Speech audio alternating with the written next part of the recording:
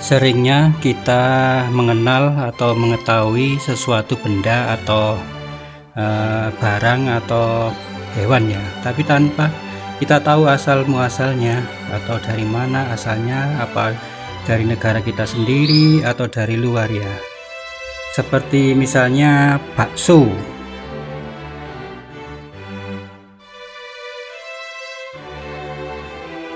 Dari namanya aja, bakso itu berawal dari Cina ya. Jadi di sana itu kalau bikin bakso itu dengan daging babi.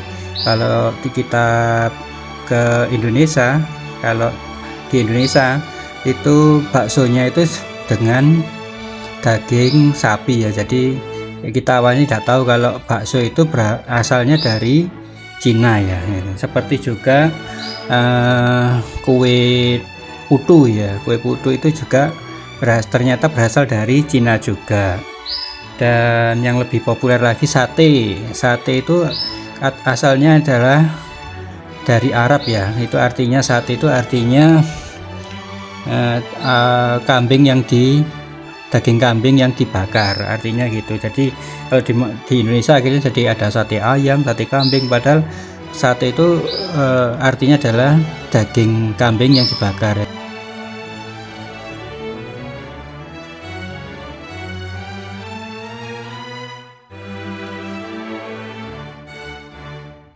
Seperti halnya hobi kita ini ya, hobi bersama kita ya. Kita hanya tahu ini kenari lokal, artinya lokal harusnya kan itu burung berasal dari lokal sini ya. Seperti itu ya mindset kita ya, atau cara berpikir kita ya. Apa benar itu kenari lokal itu asli dari lokal Indonesia atau Jawa ya? Ayo kita bahas bersama ya, apa memang kenari lokal itu berasal dari Indonesia. Pertama kita cari asalnya, asal muasal ya, dari kata kenari. Ternyata kenari itu mempunyai nama Latin Serinus canaria domestica ya, itu dari bahasa Spanyol ya. Dari namanya saja burung yang banyak dipelihara, yang memiliki keunikan suara dan populer ini bukan dari Indonesia ya. Itu menurut informasi dari The Spurse Pets tanggal 25 bulan 10 2022 ya. Tak banyak yang tahu ternyata asal burung ini adalah sejenis burung pink kecil dari Macaronesia, seperti Pulau Azores, Madeira dan Kepulauan Kanari ya, yang terletak di antara negara Spanyol dan Maroko. Terletak di Samudra Atlantik sebelah barat pesisir Afrika ya, atau Maroko dan Sahara Barat, antara Maroko dan Sahara Barat. Kepulauan ini masuk wilayah Spanyol ya, tetapi Maroko juga mengklaim Kepulauan Kanari adalah juga milik mereka ya. Lalu siapakah yang pertama kali mengenal burung kanari atau yang menemukan burung kanari ya, yaitu ya adalah Jean de Bettencourt, pelaut Prancis yang melakukan ekspedisi ke Pulau Kanari ya pada tahun 1402 ya. Jadi 14 abad yang lalu itu ada pelaut yang dari Prancis ya, itu ekspedisi akhirnya sampai ke Kepulauan Kanari. Jean akhirnya menemukan burung yang namanya yang sekarang kita kenal dan kanari ini ya. Jean menemukan burung yang sekarang kita kenal dengan kenari ya. Jean terpesona dengan keindahan burung kenari dan membawa kenari liar ke Portugal dan Inggris ya. Jadi Jean itu setelah ekspedisi dari Pulau Kanari itu membawa burung yang cantik ini dari Pulau Kanari, dibawa ke Portugal dan Inggris ya, England ya, yaitu ya.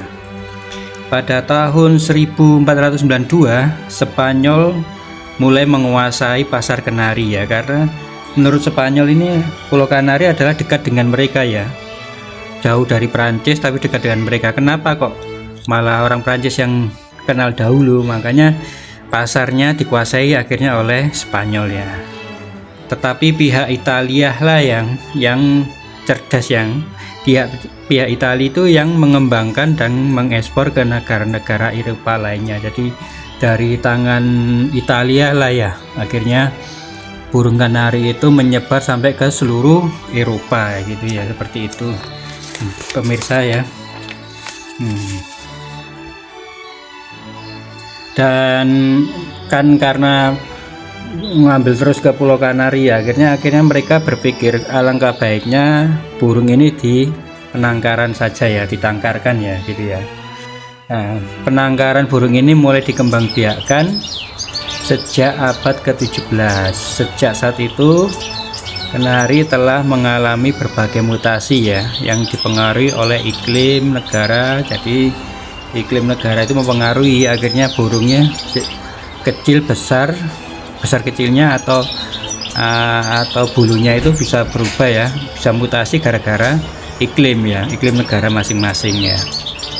Dan perkawinan silang, jadi kadang ada di silang sama dulu orang sudah mengenal persilangan ya, dari disilang-silang dengan burung lokal, mungkin ya lokal situ, lokal Eropa situ, sehingga banyak sekali jenis kenari ya, sehingga muncullah banyak jenis kenari di dunia berdasarkan warna bulu dan suaranya. Nah, waktu itu ada burung paling unik, kenari yang jenis Belgian water slanger ya, slacker ya, yang konon katanya mempunyai 17 ragam suara. Saya sendiri belum tahu itu, belum pernah ketemu yang namanya Belgian water slacker ya. Mungkin pemirsa ada yang sudah pernah memilikinya ya, gitu ya. Kalau saya belum pernah ya. Lalu masuk ke Indonesia kapan dan bagaimana sejarahnya ya?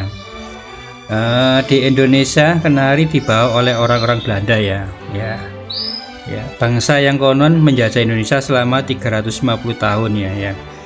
Karena kita mengenalnya dari sejarah, mengetahuinya dari sejarah, memang Indonesia itu katanya dijajah Indonesia selama 350 tahun ya. Dari situlah orang-orang Belanda membawa burung kenari itu ke Indonesia ya, yang awal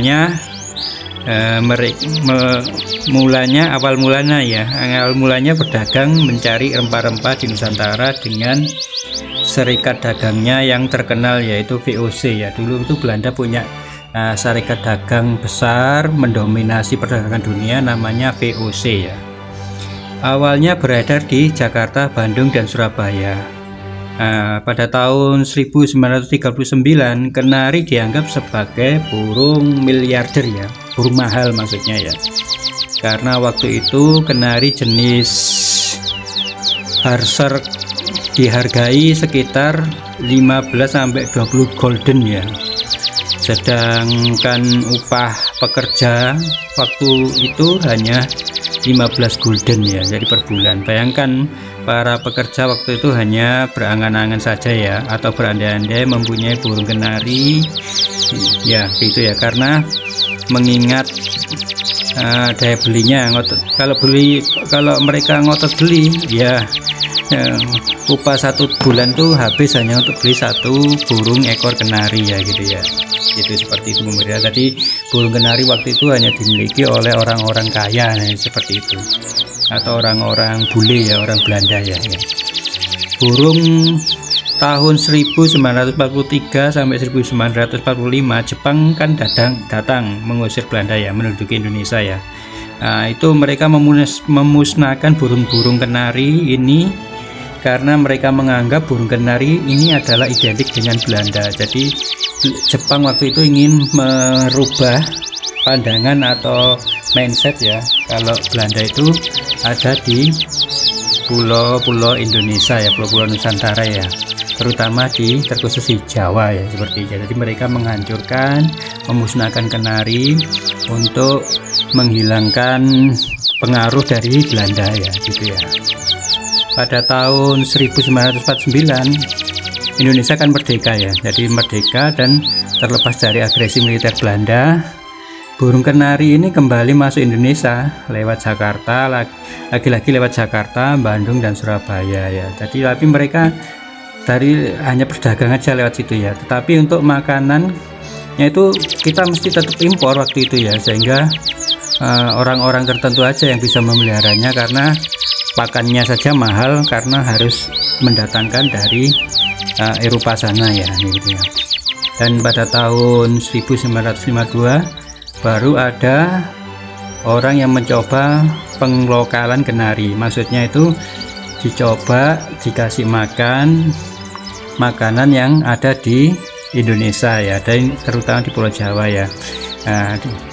Dan di kota Semarang lah yang memulai para peternak memberikan biji-bijian lokal ya, seperti biji sawi, juawut, dan biji-biji kecil lainnya. Dan dari penglokalan inilah ya, yang dikasih makanan yang lokal inilah ya, akhirnya muncul kenari yang namanya kenari lokal. Tadi akhirnya mutasi, berubah warna dan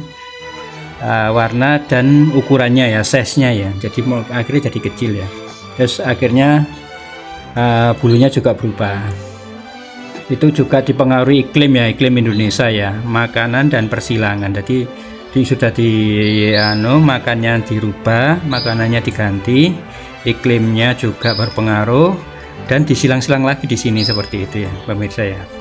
Seperti itulah teman-teman ya, sejarah adanya kenari lokal ya. Semoga menambah wawasan tentang hobi yang satu ini ya. Terima kasih telah menonton, share apabila dirasa video ini bermanfaat, like bila Anda suka ya, dan tentu subscribe ya teman-teman ya, bagi yang belum subscribe ya. Sampai jumpa lagi ya teman-teman, bye bye.